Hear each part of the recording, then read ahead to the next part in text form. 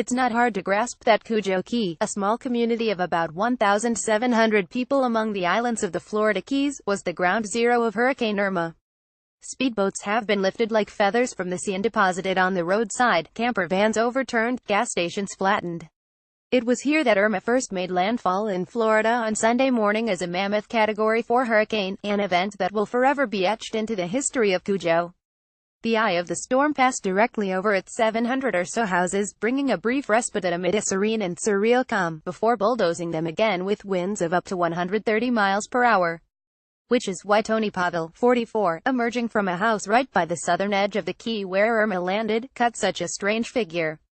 Surrounded by the debris of the storm all around, Pavel had barely a hair on his head out of place. Originally from Glasgow in Scotland, he came to live in Cudjoe Key about a year ago and sat out the storm taking care of the house close to the water, on behalf of the homeowner from Montana. Tony Pavel with his partner, Mimi, and puppy, Charlie. Photograph at Pilkington for The Guardian. It's no surprise that Pavel fared well through a historically powerful hurricane. The house is built like maximum security prison, its concrete living spaces raised on stilts about 30 feet above the water line. Even then, Pavel says, you could feel the house shaking as Irma passed by, her immense energy able to rattle even the sturdiest property. Perhaps most surprising, Pavel's two cars, both soft tops, were utterly untouched. Smart, Huffy said. I parked them on high ground out of the wind.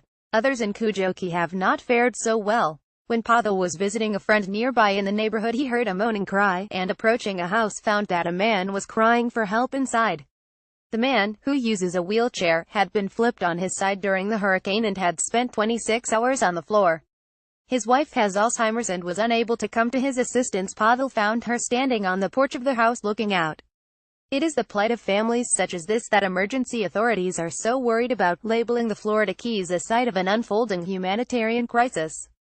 When The Guardian visited Cudjoe Key on Wednesday, federal search and rescue teams were scouring residential areas looking for anyone in trouble. But the signs are that aid is arriving fast. The main highway through the Keys, US 1, has now been opened all the way from Key Largo through to Key West, relieving the latter community, which had been entirely cut off, with diminishing resources of water and food. Ed Pilkington at Ed Pilkington 360° scene in Cudjoe Key, where the eye of the hurricane made landfall. This is Irma's ground zero. Pic.twitter.com 26 UC Hall September 13, 2017. Evacuees are beginning to return to an uncertain immediate future, amid reports that a quarter of homes in the Keys have been destroyed. Where lanes have collapsed into the sea, they are now largely patched back together. Several military helicopters, including large supply vehicles, have arrived at the tiny airstrip in Marathon, another heavily damaged part of the Keys. Florida State Police are retaining a tight grip on the lower Keys, however, to allow search and rescue and emergency workers time to do their work without distraction.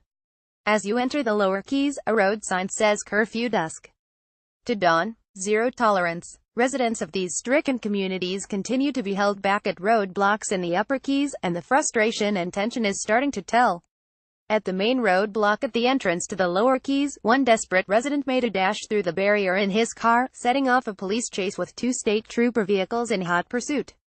Other residents camped out in their cars beside the road, preparing for a very long wait before they would be allowed home. Bettina Charles. Photograph at Pilkington for The Guardian. Bettina Charles, 37, originally from Haiti, was trying to get back to Key West, where she cooks Haitian food in a deli called Winn-Dixie for $10 an hour. She'd spent the past week in a hotel on the mainland, heeding the evacuation order, but has now run out of money and has no idea how she will secure accommodation or food if she isn't allowed to return home soon. I need to get back so I can start working again. No work, no money, no food or nowhere to live, so what am I supposed to do, she said. Back at Ground Zero in Cudjoe Key, Shane Harmon, 47, who works in the tourist business, fared relatively well. With his wife Tammy, he sat out the storm in his house close to the water. The property is also on stilts, and was not badly damaged. The problem he now faces, though, is that both their cars were flooded with the 4-foot storm surge that reached their house and are now incapable of being started. That leaves them stranded with two rusty bicycles, one of which has a wobbly back wheel, and only 8 gallons of water remaining.